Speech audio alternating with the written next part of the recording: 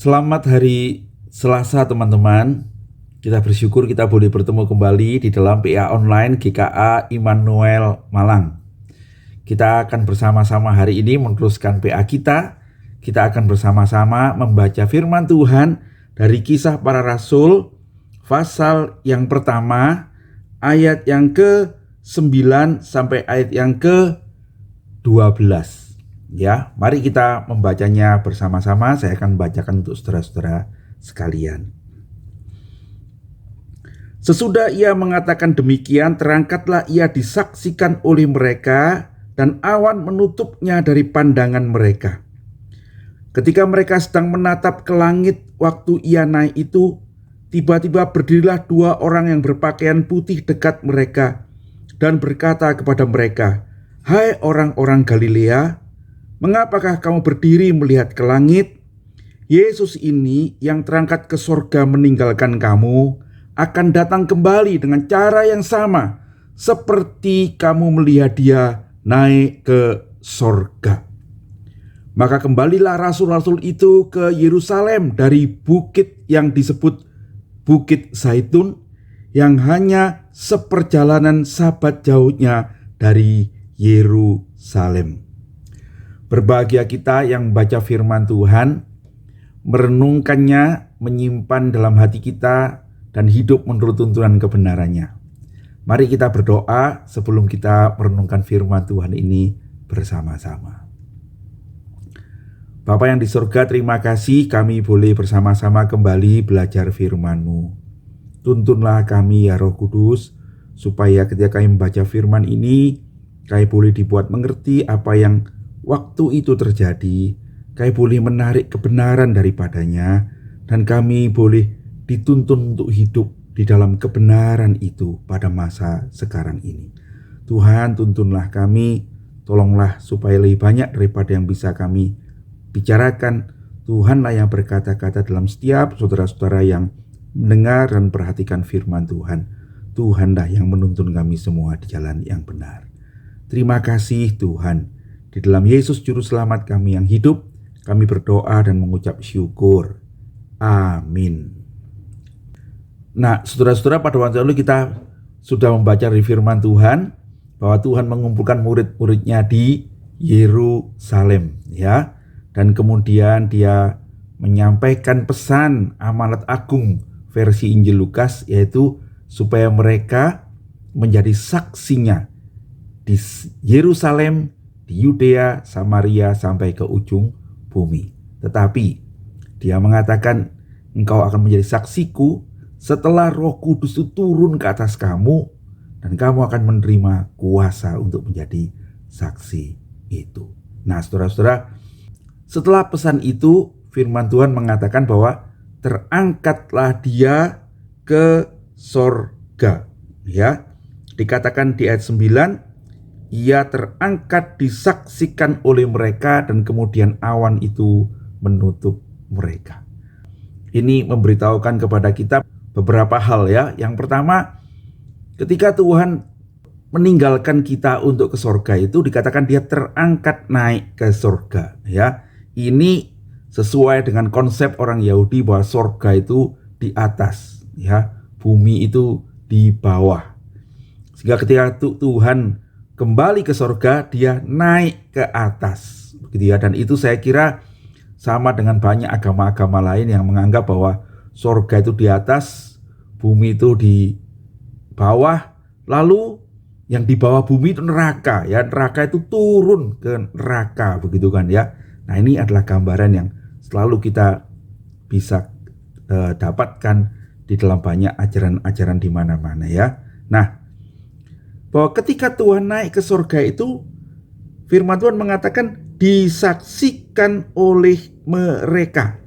Dalam bahasa aslinya itu dilihat atau di depan mata mereka, begitu ya, di depan mata mereka terangkat. Artinya apa, saudara-saudara? Lukas mau menekankan bahwa peristiwa itu sungguh-sungguh terjadi, ya, disaksikan secara langsung oleh murid-muridnya, ya. Murid-murid itu melihat Tuhan naik ke atas, seraya melayang, begitu ya. Dan kemudian setelah yang naik, kemudian dia terus naik dan kemudian ditutupi oleh awan, saudara-saudara, dan Tuhan menghilang, ya. Awan itu di dalam bahasa Alkitab selalu melambangkan kemuliaan, ya. Dalam catatan saya itu gambaran awan kehadiran Allah itu ada di dalam Keluaran pasal 16, Mazmur 104, dan banyak bagian lagi yang mengatakan ketika Tuhan hadir, kemuliaannya itu nampak di awan-awan. Jadi saudara-saudara, dengan kata lain, ketika Tuhan Yesus naik ke sorga itu menunjukkan sebuah, bukan cuma kembali ke sorga, tapi dia kembali dengan kemuliaan, ya, dengan kemuliaan. Nah, saya bisa bayangkan teman-teman, ketika mereka menatap ke awan dan Tuhan pergi itu, mungkin mereka jadi bingung begitu, ya. Philip Yancey itu bercerita, ketika mereka mengharapkan Tuhan itu akan memberkati mereka, mendirikan kerajaan di bumi, tiba-tiba ketika mereka berkumpul dan melihat kemuliaan Tuhan itu, justru mereka melihat kemuliaan Tuhan, kemudian dia hilang, gitu, ya. Apa yang menjadi pergumulan murid-murid pada waktu itu, ya? Philip Yancey bisa menggambarkan, waktu itu mungkin mereka bingung. Tuhan tidak ada bersama-sama kita lagi. Waktu dia bersama-sama kita, apalagi yang perlu kita takutkan? Bahkan maut bisa dikalahkan. Tuhan sudah bangkit, itu mereka saksikan 40 hari. Ya, mereka bersama-sama dengan dia, berjalan bersama dia, mendengarkan ajarannya, dan bahkan mereka makan bersama-sama dengan dia. Ya, Yohanes pasal 21 itu diceritakan bahwa Tuhan tuh makan ikan goreng bersama-sama dengan mereka. Ikan bakar, maaf ya, ikan bakar bersama-sama mereka. Saudara-saudara, tetapi kemudian Tuhan itu yang buat mereka sekarang dari hati yang ketakutan ketika Tuhan disalib menjadi hati yang bersemangat ketika dia bangkit. Tuhan meninggalkan mereka. Saudara-saudara, dikatakan di firman Tuhan, mereka itu menatap ke langit, ya. Malaikat itu berkata, "Hai orang-orang Galilea, mengapakah kamu berdiri melihat ke langit?" Jadi mereka itu melihat langit yang kosong itu, saudara-saudara. Melihat langit yang kosong itu. Dan mungkin perasaan mereka galau. Tuhan sudah meninggalkan kita. Tuhan tidak bersama-sama dengan kita lagi. Nah, saudara, kita bersyukur, ya. Pada waktu mereka tidak tahu apa yang akan terjadi, pada waktu mereka merasa kehilangan, barangkali ada yang sedih, ada yang bingung, Tuhan mengutus malaikatnya. Ya, dikatakan oleh firman Tuhan, tiba-tiba berdirilah 2 orang yang berpakaian putih dekat mereka. 2 orang yang berpakaian putih itu adalah malaikat, ya. Ini adalah gambaran yang kita lihat juga di dalam Injil ketika Tuhan Yesus bangkit, ya. Di dalam Matius pasal yang ke-28, di dalam Yohanes pasal yang ke-20, dikatakan ada orang yang berpakaian putih cemerlang itu bertemu dengan ibu-ibu, dengan murid-murid perempuan yang datang ke kubur untuk mencari Tuhan Yesus itu, ya. Dan sama dengan murid-murid yang melihat Tuhan hilang di angkasa ini, mereka juga bingung ketika melihat mayat Yesus tidak ada di dalam kubur-kubur sudah terbuka. Lalu ada 2 orang berpakaian putih yang menunjukkan itu adalah malaikat Tuhan yang berkata, "Hai ibu, apa yang kau cari? Kenapa engkau mencari orang yang hidup di antara orang yang mati?" Nah, saudara, ini adalah malaikat Tuhan. Dan sekali lagi kehadiran mereka itu adalah untuk menguatkan murid-murid itu dan memberi pesan kepada mereka. Ya, apa pesannya, saudara-saudara? Pesannya adalah begini. "Hai orang-orang Galilea, mengapa kamu berdiri melihat ke langit? Yesus ini yang terangkat ke surga meninggalkan kamu akan datang kembali dengan cara yang sama seperti kamu melihat dia naik ke surga." Saudara-saudara, yang pertama, malaikat itu mengatakan Yesus itu pergi ke surga. Ya, dia bukan hilang, tapi dia itu sudah pergi ke surga. Pesan yang kedua, jangan bingung, jangan kecewa. Dia akan datang kembali. Ya, dikatakan dia akan datang kembali. Dan dia akan datang kembali dengan cara yang sama dengan ketika dia naik ke sorga itu. Saudara-saudara, bagaimana cara yang sama ketika dia terangkat ke sorga? Yang pertama-tama, saudara-saudara, seperti murid-murid itu tidak menduga Tuhan akan pergi hari itu, demikianlah juga nanti Tuhan akan datang sewaktu-waktu. Seperti Tuhan mengajak mereka untuk melihat, menyaksikan kemuliaannya waktu dia naik, demikianlah Tuhan mengundang kita hari ini untuk berjaga-jaga, menantikan saatnya dia akan datang kembali, dan kita menyaksikan sekali lagi kemuliaannya itu waktu dia datang kembali. Kita harus berjaga-jaga. Saudara-saudara, yang kedua, Tuhan akan datang dalam kemuliaan awan-awan itu, dan itu berbeda sekali dengan kedatangan Tuhan yang pertama ketika dia datang pada hari Natal sebagai bayi yang lemah, ya, sebagai anak manusia. Kali ini dia akan datang dalam kemuliaan sorga, kemuliaan ilahi. Awan itu menunjukkan kemuliaan ilahi. Waktu dia datang kembali, dia akan datang dengan kemuliaannya. Dan seperti ada malaikat yang hadir waktu Tuhan datang, dia akan datang dalam kemuliaan bersama malaikat-malaikatnya.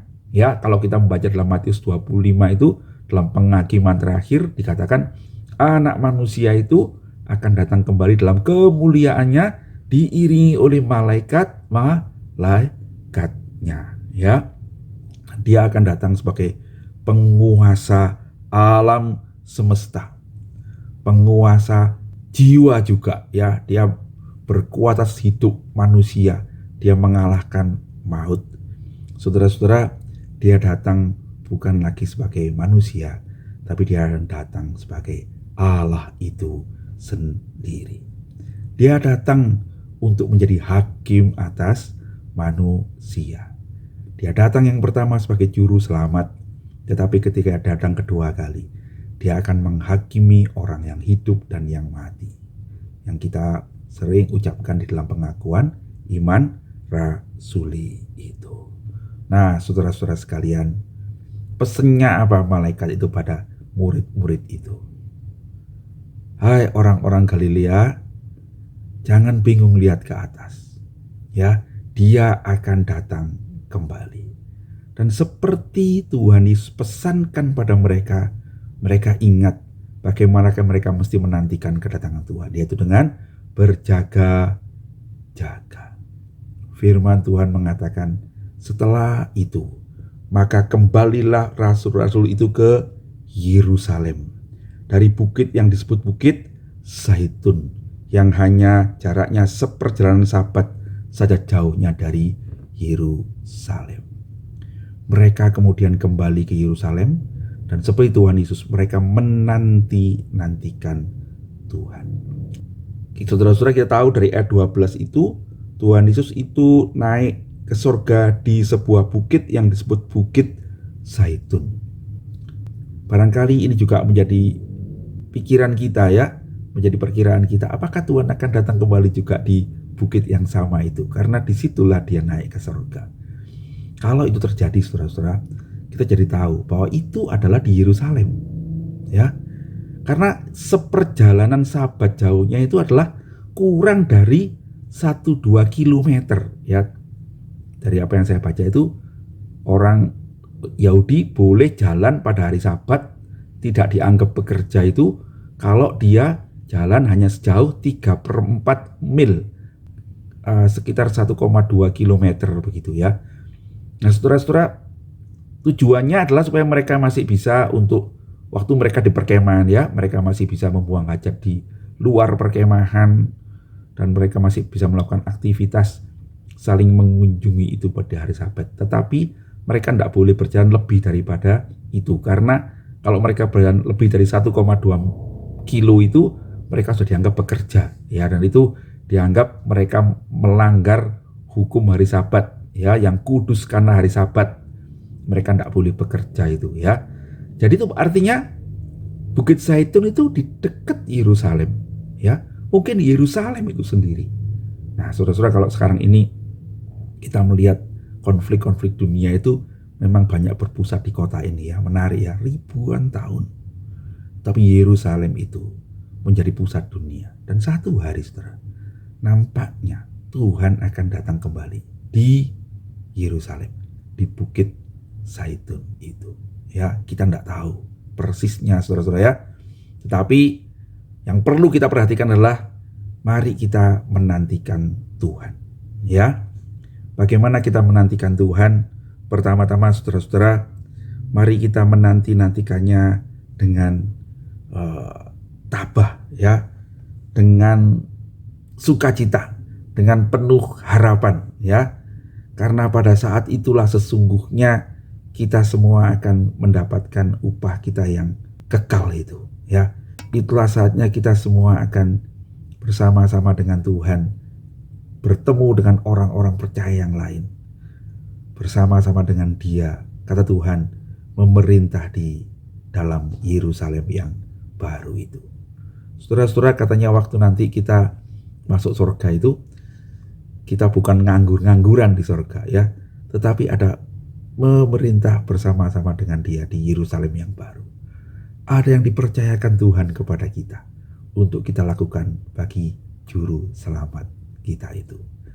Nah, saudara-saudara, karena itu kalau kita ini dalam pergumulan hari ini, mari kita menanti-nantikan Tuhan dengan semangat, ya. Kita tidak tahu waktunya berapa lama lagi. Sewaktu-waktu Dia akan datang kembali. Mari kita giat melayani. Jangan putus asa.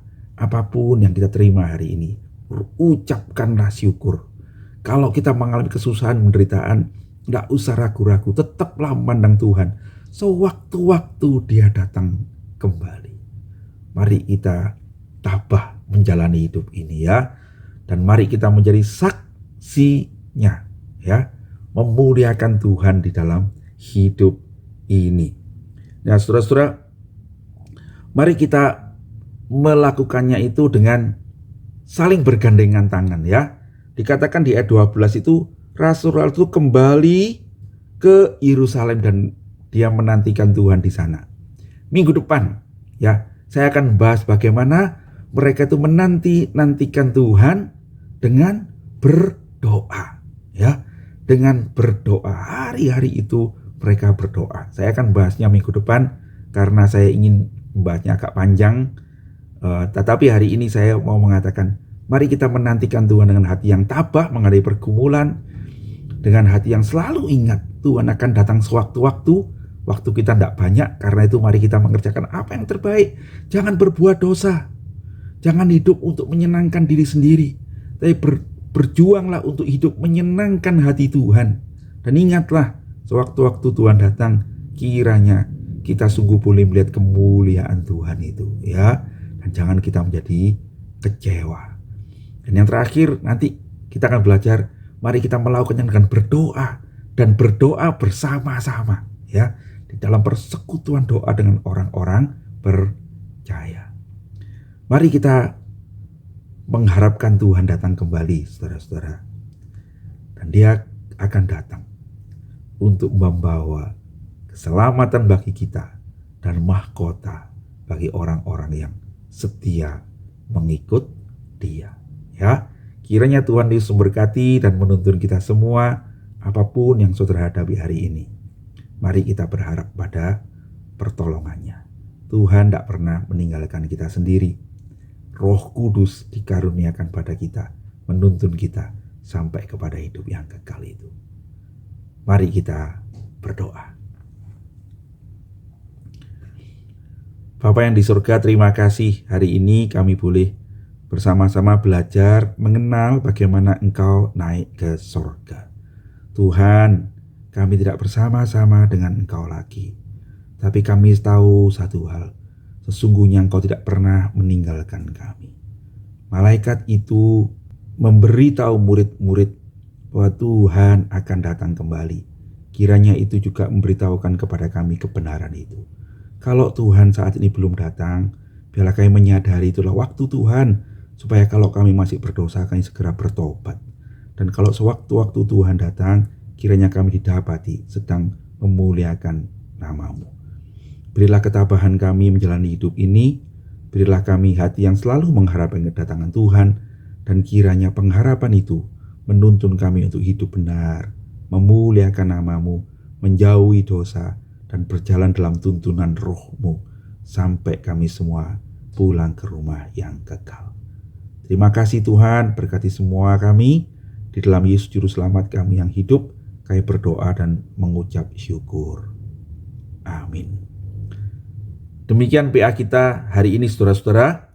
Kita bertemu nanti di dalam Zoom meeting GKI Immanuel Malang. Saudara boleh menanyakan hal-hal yang saudara masih belum jelas. Nanti ya jam 6 sore di Zoom meeting GKI Immanuel. Tuhan Yesus memberkati.